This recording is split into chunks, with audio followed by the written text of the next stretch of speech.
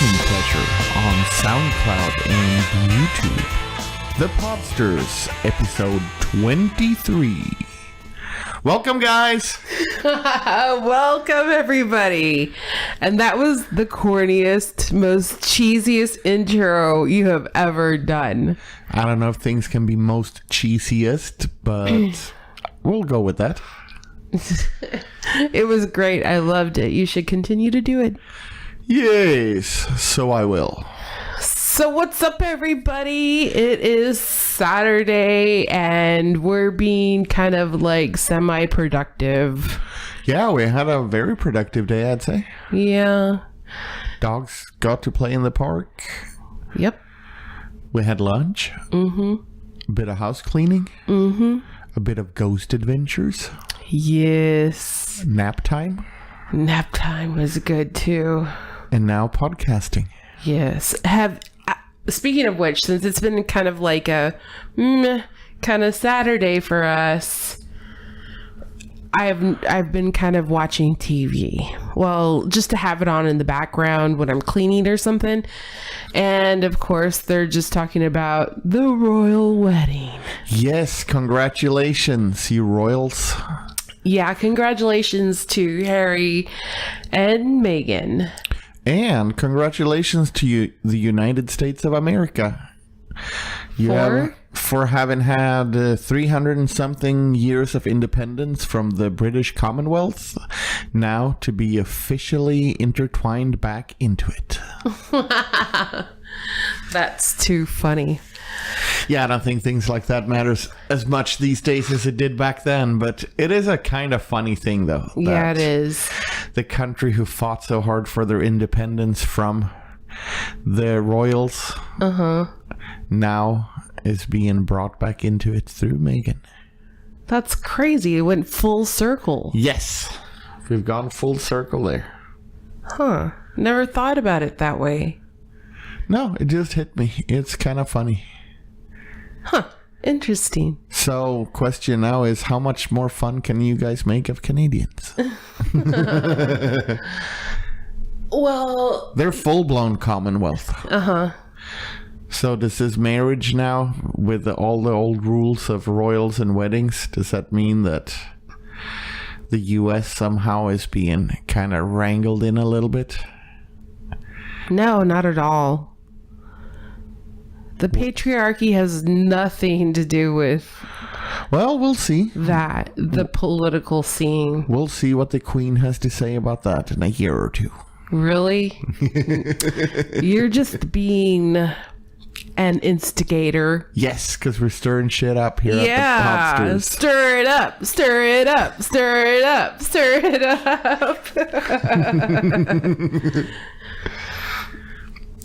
So speaking of which, it would have been the best moment to stir shit up.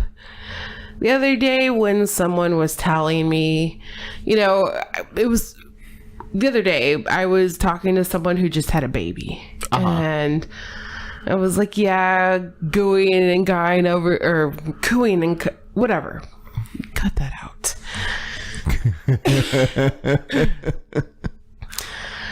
Anyhow, we're sitting there talking about the baby and how cute they were and stuff, and everybody's like, oh, you're so good with babies, you should have one of your own. I'm like, no, absolutely not. Absolutely not, after you just told me that you were ripped from hole to hole. Right? And you tell me that you have to wear freaking diapers after you have a child. Yeah. And I mean, just like all kinds of crazy changes go on in your body that it absolutely freaks me the fuck out. So this is what I have to say. I love kids. I will play with kids. We'll have fun, but I don't want any of my own. Yeah, and that whole thing is kind of, I don't know how to word it in a nice way, but I think anybody listening to this, people's choice to have or not have kids is actually kind of personal. there are people out there that deliberately choose to not have kids, and there are people who, for whatever medical reasons, cannot have them. Kids. And I find it kind of insulting. I don't know if we've had this on the show before. I think we have. We've kind of brushed up on it, but really, I think it's like an American thing, though.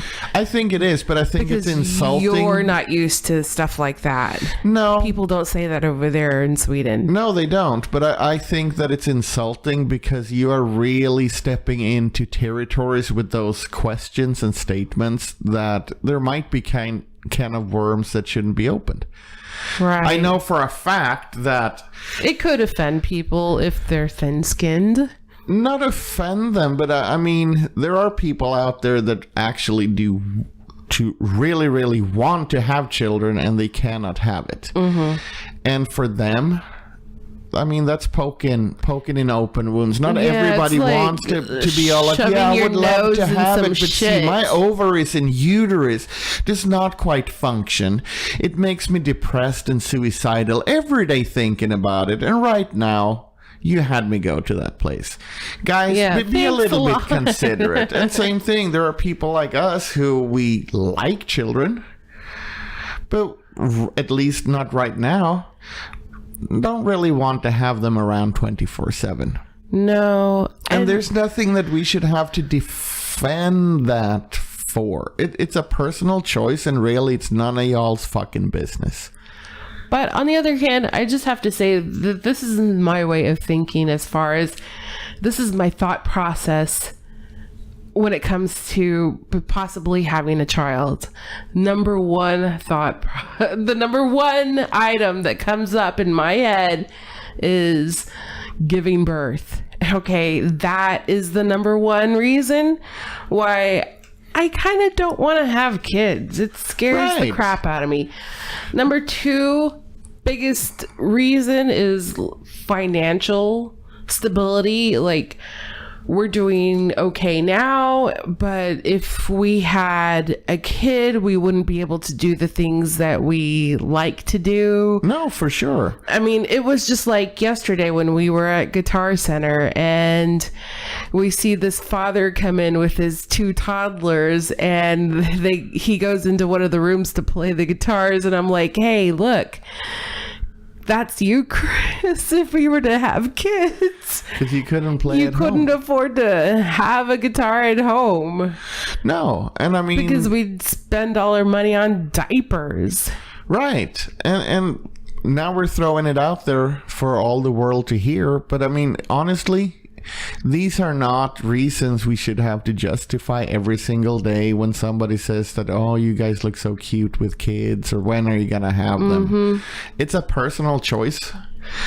And also, I mean, I'm sorry, but you parents, you don't make it sound all that appealing. Right. And it's like, I mean, first off, birth, but also just, oh yeah, sleep depravity, sick kids snotting around the house. That's another reason too. I think that's high up there. That's maybe number two after birth is sleep deprivation. Because people that have had kids, they only get like maybe 2 hours of sleep a night. I know one of my coworkers hasn't slept in almost 2 years. Right. So I'm like, no, I value my sleep a little bit more than that. Yeah, so when you guys are all about like on one, oh, it's the best thing ever, you guys certainly don't make it sound like the best thing ever, with no sleep, 72 hours labors where people have to get cut up from hole to hole. Diarrhea, sickness, poop diapers everywhere. I mean, seriously, guys, you're not making the best kind of commercials for the product and stuff like that. And then you got to think about childcare, which is a number like 4 for me, because childcare is freaking expensive. And there's always that underlying thought that like who's taking care of my child? I hope my child is safe while I'm at work. Yeah, and trying to provide for the family. That's another thing too. I will not go into detail or name names or anything, but another coworker, they had that issue, and it's happened twice now. One where the daycare, I guess, had to close, and then when they finally found a new daycare, there's some violent kid there, so it's a bunch of altercation. Her child. Yeah. And I mean, no, I don't want to deal with that. Yeah, and apparently there's a lot of like bullying that goes on at daycares. And I'm like, what? These kids they're too young to understand or to know how to bully. How are they doing this at ages like 1 and 2? Right, and I seriously would not want to have to deal with the staff there, because I guess I can be quite abrasive. And I would not be okay with, we sincerely apologize, mister. Would not fly. No, I know that wouldn't fly for you, but I just, that's a constant worry there. And then number 5 is just the constant worry of having a child, and, there's, we see examples of older kids having, the parents that have the teenagers and high school students and college students and stuff, and the crap that the kids put them through as well. I am just like, no, I don't want that kind of heartbreak. In a sense, what's sad is that I think a lot of parents put a lot of emphasis on their kids so that they could have more than what they had, and made to make sure that they have like a great childhood and upbringing and stuff, to the point where it almost makes their children very, very spoiled. Yeah, I mean, that's another shock and here. then they may be book smart and stuff like that, but they don't know how to function in the real world. Well, because they're not allowed. I mean, they get dropped off and picked off to wherever they go. Whatever they want to do, the parent says, okay, and they do it. And at home, they don't have to cook. They don't have to clean. They don't have to do laundry. Right. I mean, I would not be a parent like that. That's not how I was raised, and it sucked sometimes being a kid when you had to like do laundry and stuff. Oh yeah, I remember being a kid and having to do dishes all the time. Yeah, but it was awesome the day I moved out, and I didn't stick around until I was 35 either. But it was great to have all those skills that I hated having to do as a kid. Right. Was awesome when I moved out, and I had friends who moved out, and I mean, they were horror stories about, I mean, they went to McDonald's once a week when there was some special, and they literally bought lunch and dinner that one day of the week, and then shoved it in the fridge and microwaved it because they didn't know how to cook. Oh my God, that's disgusting. Yeah, but at that point I was really happy that my parents had put demands on me, because I knew how to go to the grocery store and go home and cook a restaurant-worthy meal for myself. Mm-hmm. And, when the hamper started being full of underwear, I knew how to get them clean and dry. Right. I knew when the dust bunnies showed up, because I don't love cleaning, but I know how to do it. And all those things, it seems like kids these days aren't taught. No, I mean, and it's not being mean to children to give them chores to do. I think it instills some kind of values, work ethic, tell them to be proud of what they do, regardless of what it is, something menial all the way up to graduating from high school or graduating from college, Yeah, but I think that a lot of that stuff has been lost, because at least here, parents to me are overbearing and doting. To an extent. Yeah, and it almost seems like a lot of parents try to relive their childhood through their children. Oh, that too. I see a lot of that, and it molds these kids at a young age and turns them into assholes at a very young age. Yes, for sure. I've seen it so many times. Yeah. And I'm not saying that every kid is like that or all children are assholes. No, that's not what I'm saying.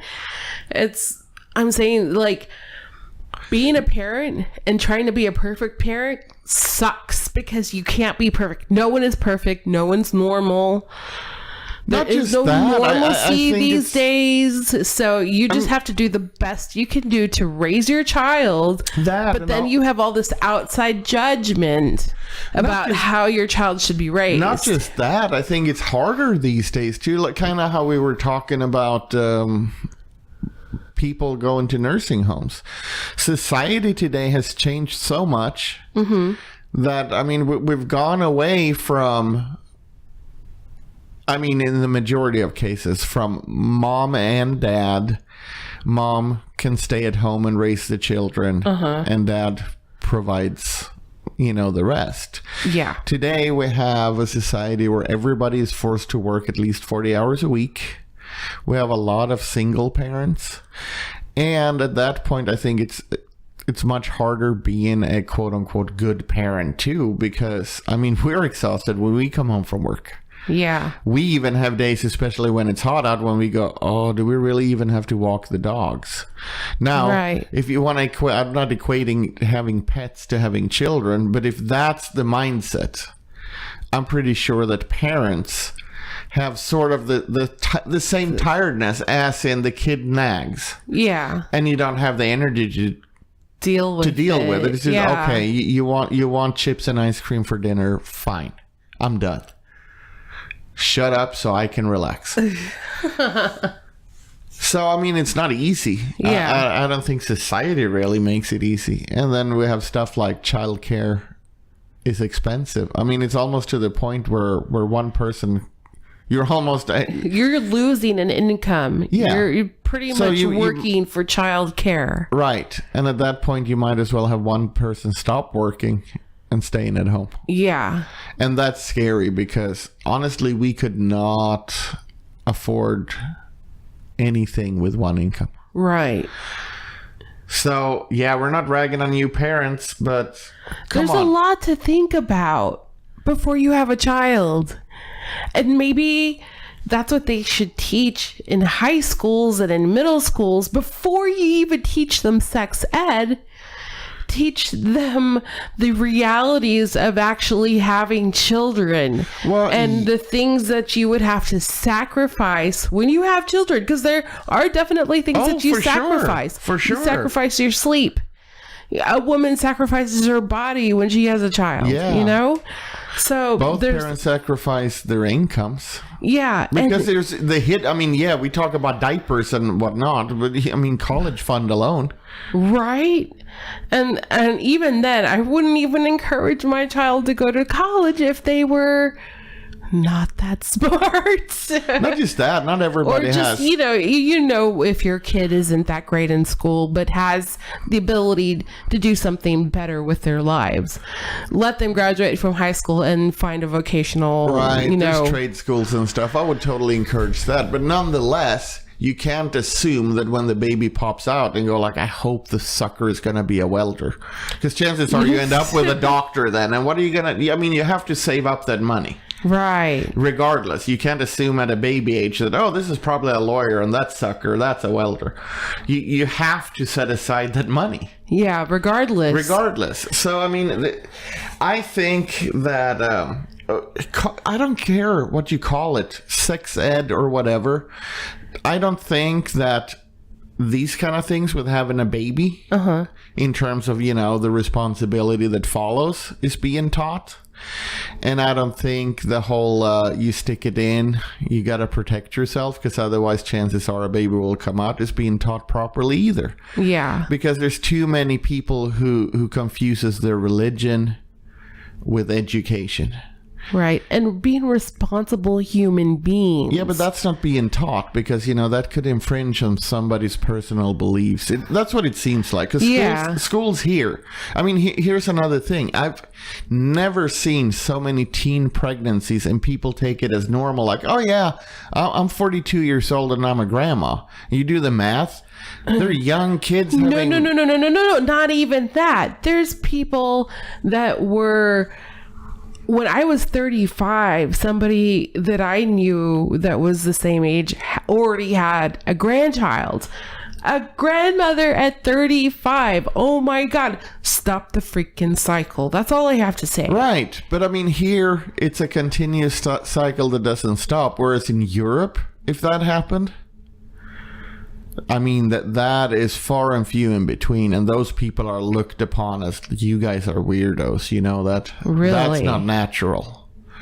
Yeah, I don't know anybody that's like under, 55 that would be a grandparent. Really? Yeah. Yeah, I mean, it's like almost these days you're lucky if you make it to 40 before you're a grandmother. So I seriously think that some sort of education is a good thing. I mean, I get it when people say that, oh, they don't want to be like 100 years old before they have kids. But honestly, looking back at 20, I don't think anybody is fully ready to have a kid. No. I was still a kid when I was 20. Yeah, even though you think you know it all. But yeah. I mean, no. I That thought would have I been a knew it all and disaster. I was a fucking idiot. Yeah. So, I mean, people aren't ready at that age, if you ask me. And, of course, a kid raising a kid, that's a vicious cycle because you never get people growing out of that kid stage, really. However, I did know this one girl that had about 3 children before she was 23. Uh-huh. But she was like, she loved it. That's what she wanted to do. She wanted to just graduate from high school and be a mama. And I'm like, Yeah, but right there it says it all. How mature thinking is that? right. But I mean, she was actually pretty good at what she did. I was somewhat impressed for her age, for someone her age at the time. Right, This is- but that's still, hey, listeners, This we're is still not probably back encouraging. about 20 years ago, but I'm just saying you have to be in the right mindset to have a child. I think so. I think a lot of I think the whole, everybody does, and we don't teach our children to figure that out. No. I'm fully with you there. So yeah, on that note, I guess what we're trying to say in short, where the conversation started, please stop your whole have children, when are you gonna have children? It's a personal matter, and for some like us, it's a choice, more or less. But for others, there is a lot of heartache that goes into being childless. Right. And you're really poking in wounds. I mean, we're told not to point out when people are obese or if they have a handicap that's seen. Don't point, don't say it. To some people, this is an invisible handicap, and you're really doing what you're telling your kids, hopefully at least, not to do to others. So stop it. And that is the bullshit of the week. Yes. Yes. So the other day too, I was listening to no. I have to go back on that too, because I just want to tell you guys I am very deeply sorry for the people that lost their lives In Santa Fe? in Santa Fe, Texas, at the Santa Fe High School. It's Santa Fe High School, I believe. Yeah, that's very tragic. My thoughts, love, and prayers go out to the family and the victims. And something definitely needs to be done about gun control. And mental health. And mental health, definitely mental health. I mean, that's just one thing that this country doesn't really recognize. No, which probably has to do with the way the healthcare system is set up. Yeah, and that's a whole nother segment. And I think we've already even touched on that. But yeah, it's very sad and tragic. And that's another thing on my list for not having children. Now you got to send your kids to school in like a freaking, what is it, a bulletproof vest? Right. And metal detectors at school. Yeah. Armed police in school. Armed teachers and stuff. You have to go send your kids to school and worry about that now? I told my mom the other day, I was like, can you imagine if you had to worry about stuff like that when we were going to school? She said, I don't think I'd be alive today if I had to worry about that. Right. And I mean, me and my brothers grew up in a big city, and there wasn't even anything remotely like that. I mean, the school doors were open. There was no people watching anything or frisking here and there, and nothing. Yeah. It wasn't even on the map that, you would send your child to school with the possibility of them being shot or blown up. Just didn't exist. But I think that is a whole nother podcast. Right. So talk to your lawmakers, write them, tell them something, tell them that this isn't right. This isn't what we're about. No, we need health care, mental health care. It goes under health care for everyone. Right. One way or the other. I mean, we have to unify as a country and help one another. And that's my PSA for today. So, and I remember when all that was going on, coworkers were talking about what was going on in Santa Fe, and I was trying to listen to the news, and one of the local radio stations that I was listening to had Glenn Beck on. Oh my God. This guy, he should just run for president after Trump. I mean, he was just going ranting and raving about how we need to make America great again. Trump is right. I need to go buy 1 million of his hats and he's going to give them out to everybody or whatever. Like, that's going to solve everybody's problems. No, but it'll support the American economy. Right. Anyhow, so he was talking about how... Like, can we first start by saying that people like him, because I know there's other nut jobs out there, that's exactly what you guys are. You're idiots, you're ignorant, and you're fucking nut jobs. And I don't know what his credentials are for being on any sort of media. Yeah. Apparently he's a journalist, but seriously, I don't know where he gets his information from. I don't know if he still does LSD. He just spouts out his political views and they just sound outrageous. They are outrageous. And if anybody buys into it, please use half a brain and listen to what he says and think about it for just 2 seconds. Because all this hate mongering he spews out is even contradictory to what he stands for. What was it? He was talking about China. Yeah, he was talking about how China is doing what they did in 1984, the book 1984. Uh-huh. China is trying to, and I can't remember the exact term that he used, but China's basically creating Muslim concentration camps, which I've never heard of. I didn't even think that there were Muslims in China.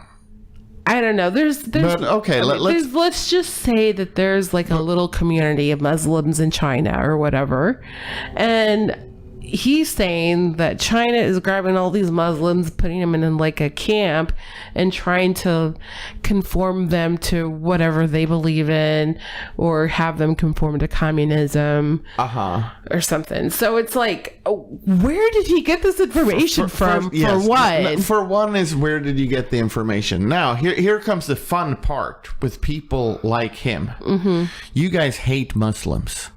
You all... on his side is basically claiming that any Muslim is a terrorist or at least a potential terrorist. Because that's the other rants that, these kind of people do. Al-Qaeda and ISIS and all Muslims will burn in hell. Right. Now, if that's your stand on like Muslims... they think every race is the antithesis of the bad side of their race. You know what I mean? Right. But here's the thing then. If Muslims are that bad... shouldn't you be applauding China for de-Muslimifying them? De-Islamifying people or whatever? Then what would be so bad with what China is doing? Wouldn't you all kind of come and suggest that we should do the same here? Right. Anyhow, so and then he compared Margaret Atwood's Handmaid's Tale to... Oh my gosh. Wasn't that to Muslims? Muslims as well because of totalitarian societies. Yes, exactly. Okay, but right there is a contradiction. You're claiming that The Handmaid's Tales equals how horrible Muslims treat their women and being totalitarian. So then, according to your this totalitarian, but why can't I say it? You know what I'm saying, right? Totalitarian society. Yes. He was trying to compare it to Christianity, and that's not Christian. So it must be Muslim. Right. So then it's Muslim, which is bad. So what's so bad with China stopping these people from having that totalitarian view?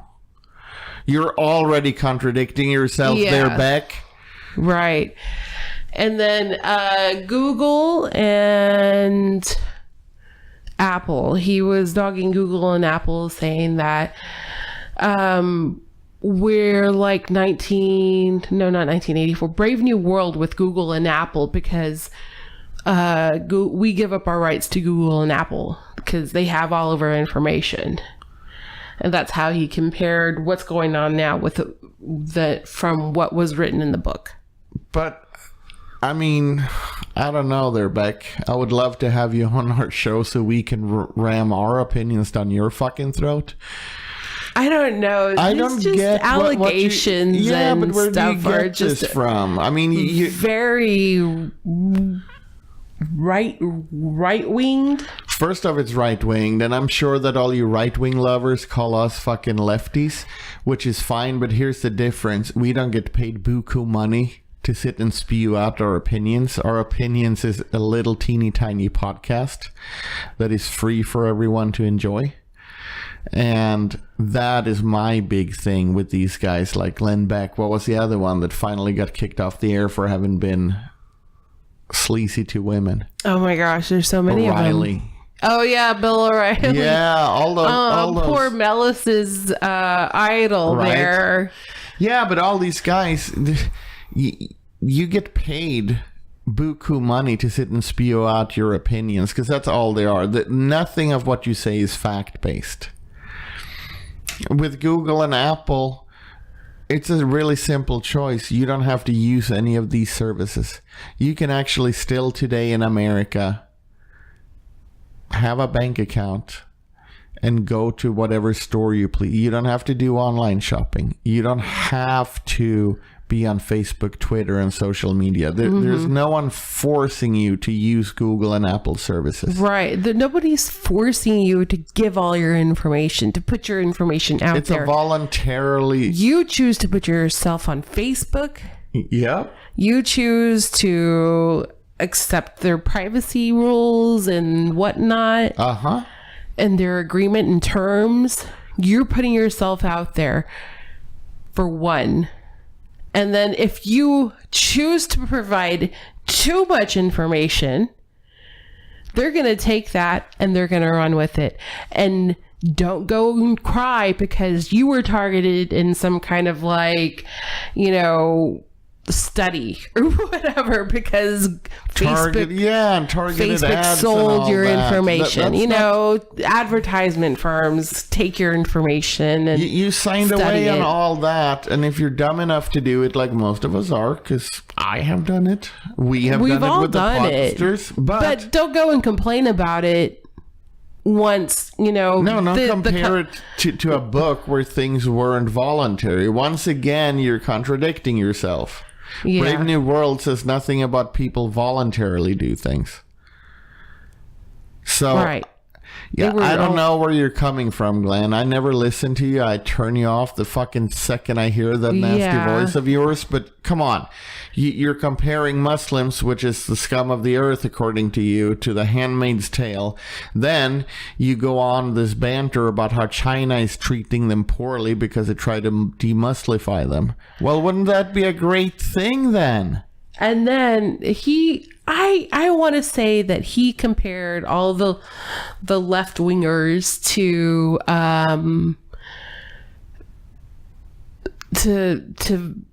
the downfall of Venezuela.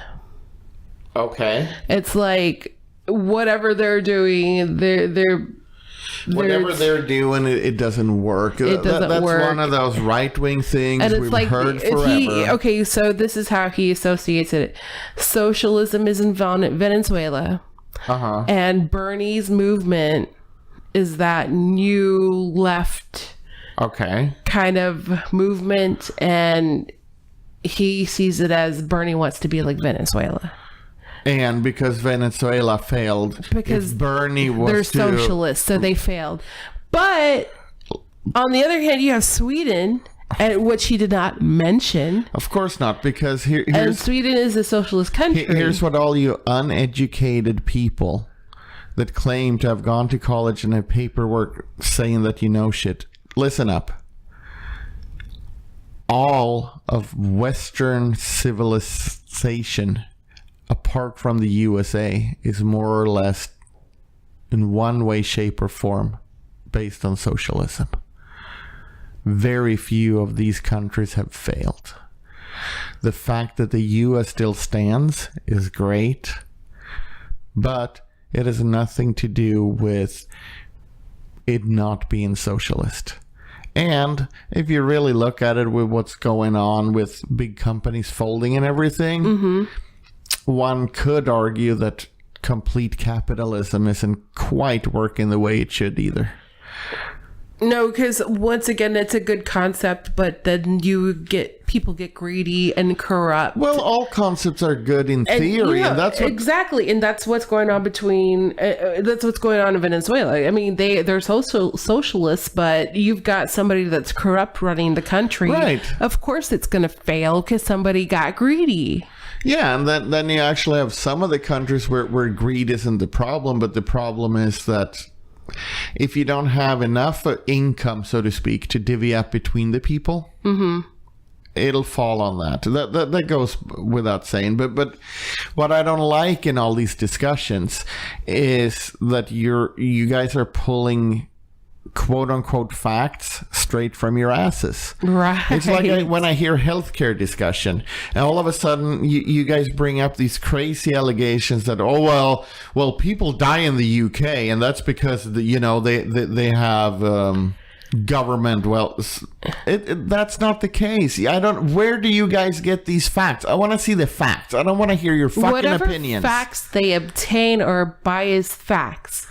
But then they're not a true fact. It's all like what's that documentary saw on ketosis? Magic Pill. Magic Pill. There you go. You guys got to watch it on Netflix. Magic Pill. That's very, very interesting, in the sense that you've been lied to all your life, and that's another thing that I like to point out in our podcast is the fact that you find out things later in life, and you realize you've been lied to all your life. And to me, that's kind of sad and scary because that documentary is very interesting. It's very truthful. Yeah. But go back once again to what one country considers, especially when we're supposed to be the land of the free and all that, and no censorship, yada, yada, yada.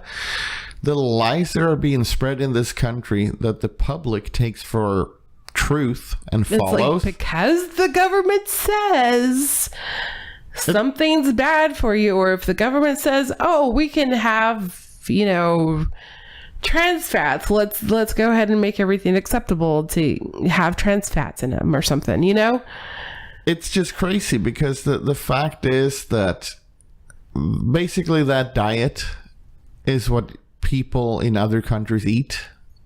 So, for instance, to take one example for you guys, butter or fat. Here, it's been told for years now that that's bad for you. Don't eat the chicken skin. It's all bad for you. You're going to die if you do. That's what I've been told all my life. Butter, and I've always struggled with my weight. Buy this fucking margarine, flour-based butters. You should go on Weight Watchers and do the points and blah, blah, blah, blah, blah. And I'm always like, wait. Most Europeans are within their BMI. And there's butter, meat, and meat with fats being eaten there every day. And people drink beer and wine like crazy over there. Well, compared to here, yeah. Yeah. And they're not dying off like flies. And they smoke. Yeah. Europeans smoke. And, I mean, once again, most people I know here that's over 50 is on a lot of medications for this, that, and the other. And then you look at my mom, who's been eating all this butter and drank wine and smoked cigarettes. At 73, she doesn't take a single fucking medicine. And the fact that people here... She's probably healthier than both you and I. Well, there's been studies made too, and this is I remember this from over 20 years ago in Europe when they said stop eating that margarine crap because it's bad for you. Yeah, I mean and here it's still being preached to eat that. One molecule off from being plastic. Why would you put that in your system? Why would you put that in your body? These oils that are being used and stuff can actually, with one simple little conversion, power a diesel car. You can literally fill them up with used cooking oil, and they'll run. Yeah. They won't run on olive oil, however. But these other vegetable oils... Why wouldn't it run on olive oil? It's same thing. The molecule structure isn't the same. Interesting. So basically, when you guys eat all those vegetable oils and vegetable oil spreads, you're eating what your car can be ran on if you have a diesel car. Pretty much. Doesn't sound very healthy to me. And the documentary proves that that's not how it is. So, I mean, you guys get lied to a lot. Don't take everything for facts. If you want a fact, present it in a factual way. I've heard that Canada, I've heard. You guys don't even know what you're talking about. And this ties directly together. I mean, that would be to say that, well, then all these school shootings and everything has to do with capitalism. Because in free capitalism, we apparently can't give people the healthcare and mental health care they need. And in free capitalism in countries, middle school children can buy guns and create pipe bombs, apparently. Is this too soon to talk about? No. It was just a little short comment on it because that's my point with this was that's an opinion I have. It's not a fact.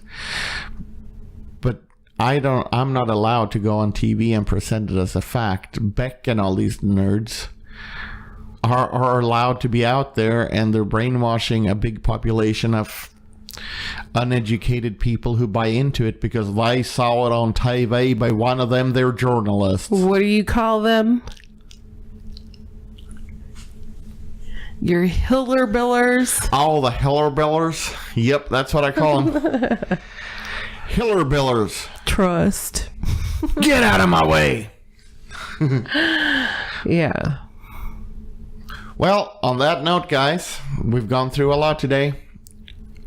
Tell us what you think. You don't have to agree with us. We can take a friendly discussion. Yeah, or let us know if you want us to discuss a topic of interest. Let us know. We're open. Until next time, enjoy your Sunday, fun day, and have a good week. Bye, guys. Bye-bye.